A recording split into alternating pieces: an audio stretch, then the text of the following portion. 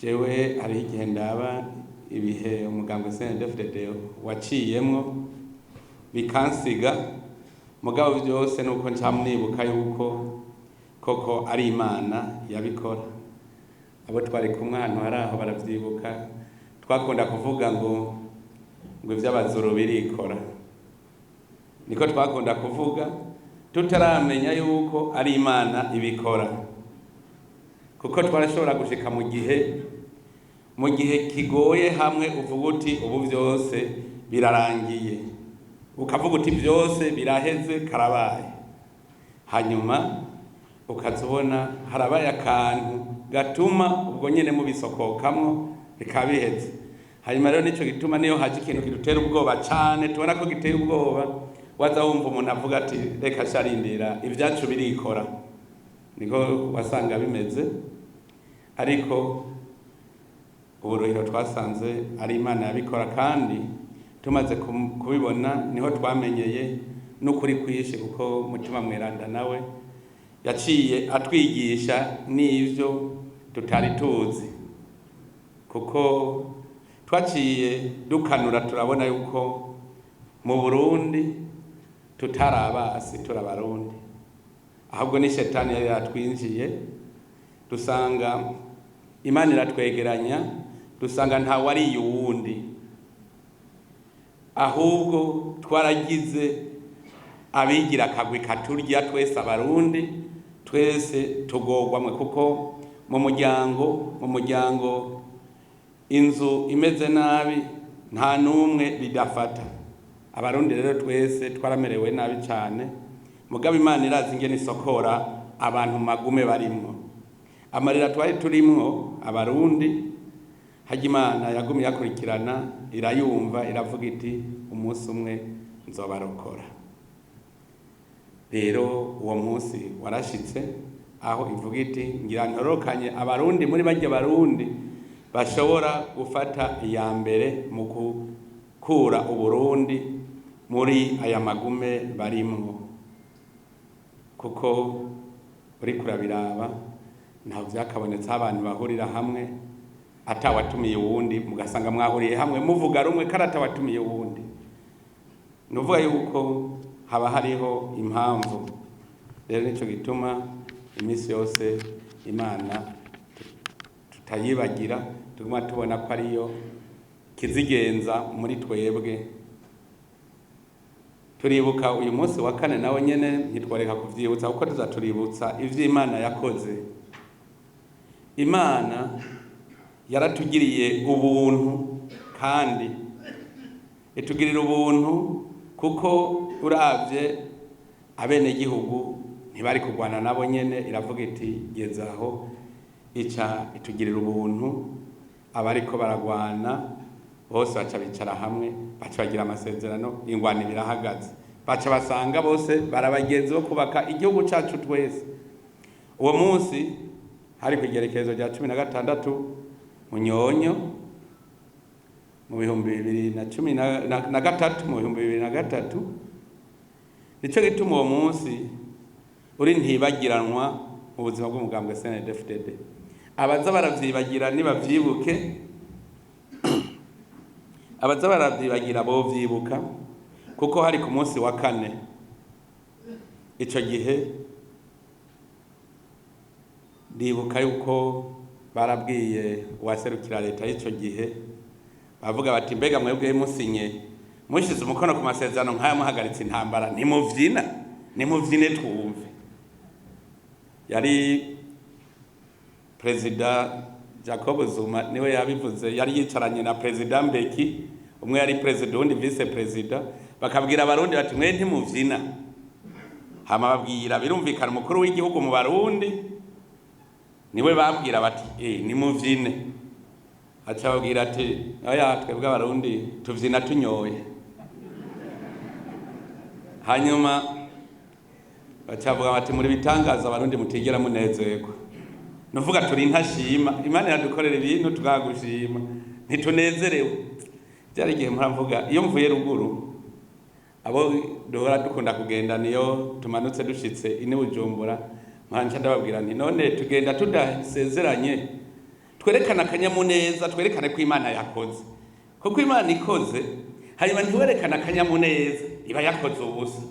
None ukongera gute? Mugabo ucibireka akanyamuneza uti je mvuye ruguru nashitse amahoro naje ntasaganya nagize, ukerekana akanyamuneza, Imana ikivuga ati bwabo ntinakoze, babibonye ikinezerwa.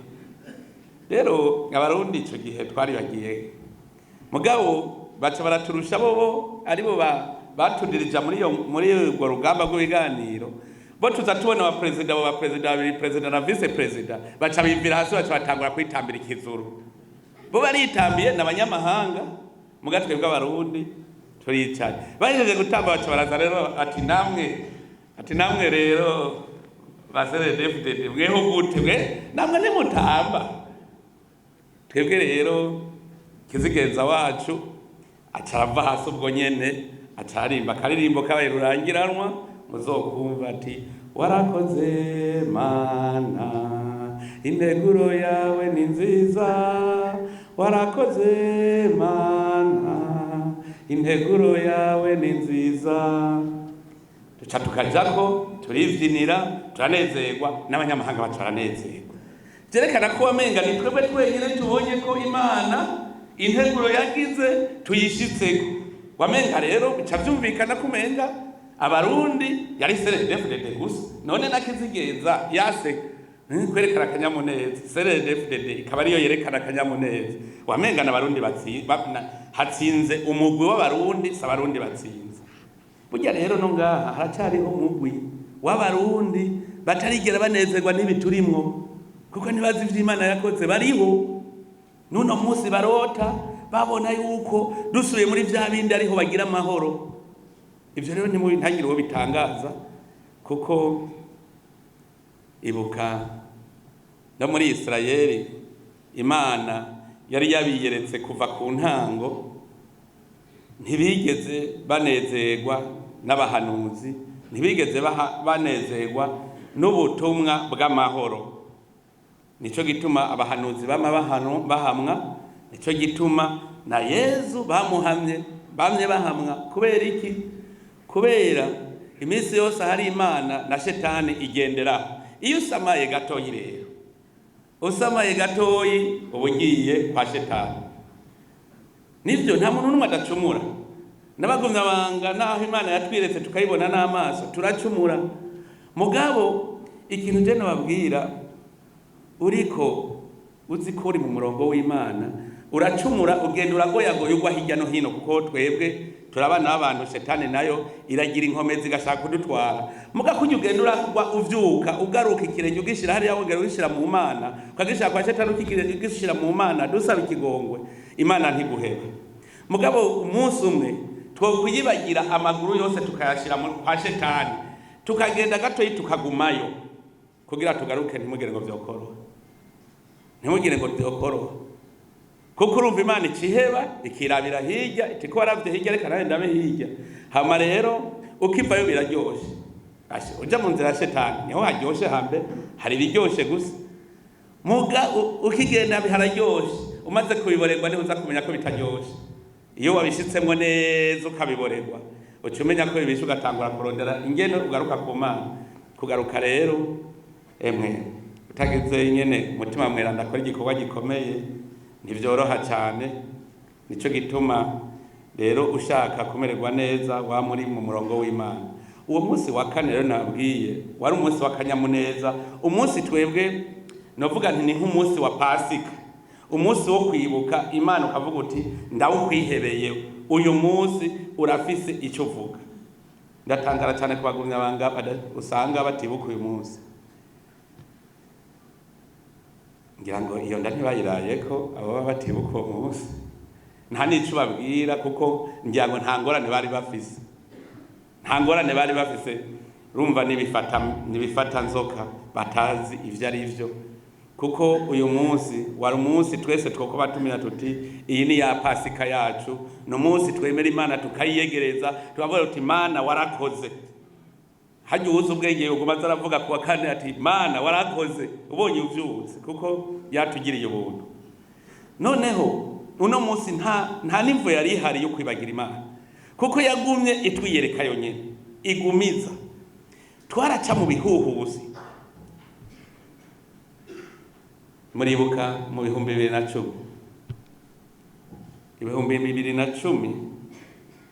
amatora aheze haravutse ikintu cy'umuhari kiza tubona neza ko gishigikiwe n'amakungu.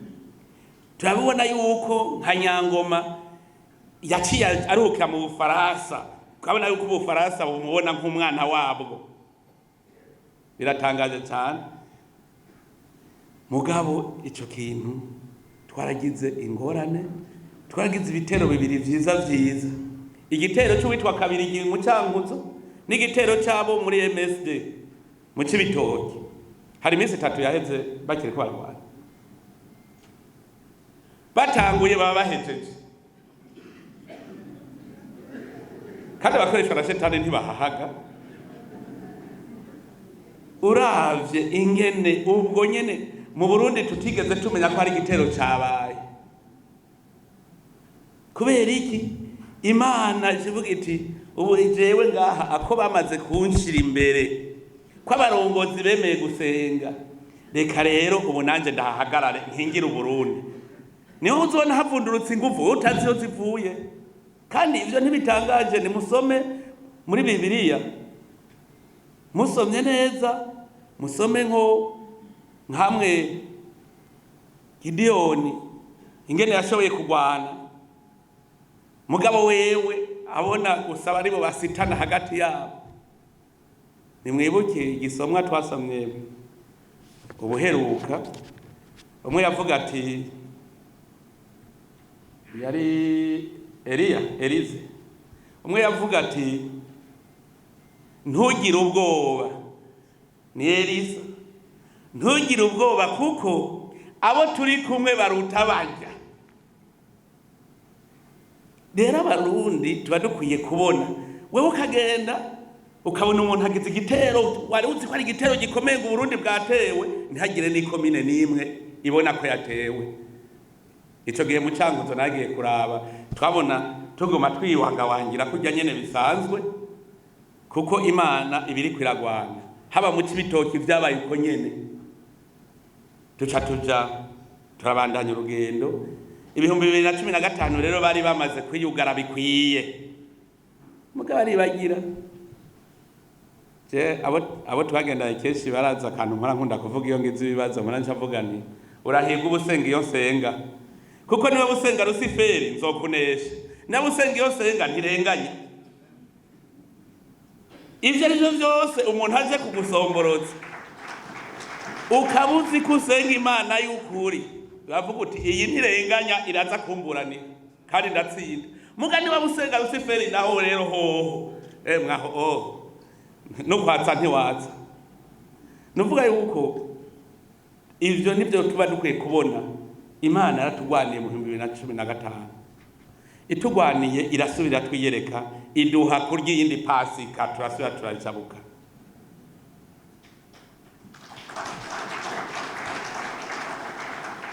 Iyo abantu babonye ivyibutso aje barabado umenga hariho mbere burya ngo n'abavuga ngo umenga ngo nuguterekera ngo n'izindi Imana.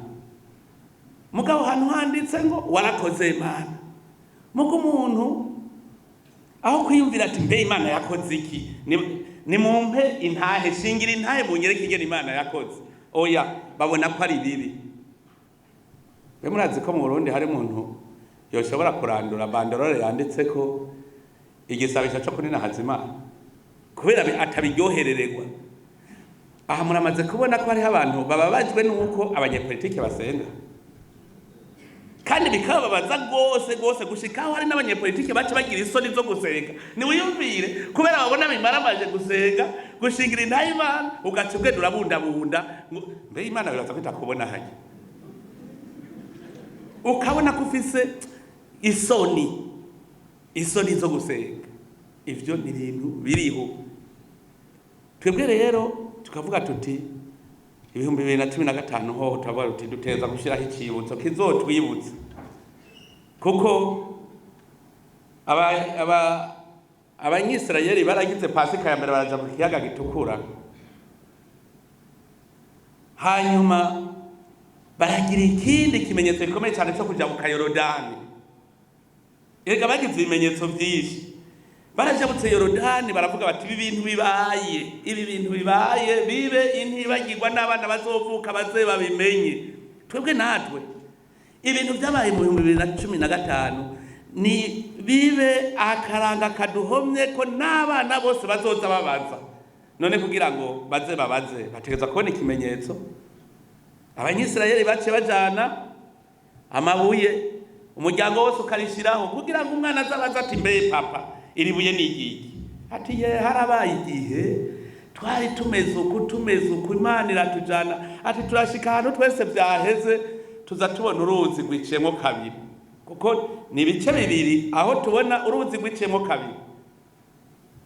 Ahi niho rero Imana yerekana ibikomeye. Niwiyumvire nk'umunsi umwe twogenda tugaca dusanga nka Ruvyironza amazi ya ruguru yahagaze ayepfa akabahadaye, twaca tuvuga ngo ni ibihume. Ndabizi mu Burundi ngene bavuga, bacavuga ngo ni ibinyamunga. Nta n'uwo kwiyumvira ko ari ikindi kimenyetso. None twaba twabonye ibimenyetso nitwigi tukabifata minenegwe, twaba twabonye ibimenyetso tukabifata minenegwe. Jese numva ko umugumyabanga yobaza ko Imana turi kumwe. Rero natwe tugira ico cibutso, tugize cibutso umenga giciye kibere gitsitaza abarundi babandi batumva aho twavuye. Niba abanyonye politike basenga, hari abarundi bataza aho twavuye, hari habo twabereye igitsitaza gusenga kwacu. Jewe ndakunda gutembera nyaga n'abantu batari bake. Ikibabaje arashaka kuvuga ngo mu Burundi harabaye igitangaza, ati kera nta munyepolitike yasenga, uhirahiriye ukaba umukuru kwahera ivyo kuja mu misa ngo mukabo vyarahindutse. Ariko arabivuga ukumva ko ari sawa, mugo mubwiye uti rero uraza kudushigikira mu gisabisho. Oya, jewe kw'isi n'ubwa mbere numvise aho abakozi b'Imana bashobora kuvuga bati ntituzobashigikira mu gisabisho kubera mwebwe mufise irangira isuku. Mu bisanzwe ubonye ahantu basenga na wabavuze bati ni Imana, naho barabo kwa shetani ruhebwa, uca wiruka uti ntibasubirana inyuma, uca wiruka kubafasha gusenga gose uti ntimusubira inyuma. Yone umukozi w'Imana niwe wa mbere aca yiruka aho basenga. Mugabo ngo hariho abakozi b'Imana ubunyene bari mu gisagara ngo bari muri vya bindi vy'abadedena. Abakozi b'Imana bari mu gisagara badashobora kwemera kuza kudufasha igisabisho kandi babona ko turiko turasenga, twaragize tukabahamagara no ku maradi. Mu bisanzwe ubonye aho basenga ubu uvuga uti ntibasubirana inyuma. Umaze kubona indongozi z'igihugu zisenga, Imana aho yari yahezagira rimwe cyahezagira 10, kuko iminsi yose ibintu bipfira muri komandema. Bimaze gupfira muri komandema ni kwaheri.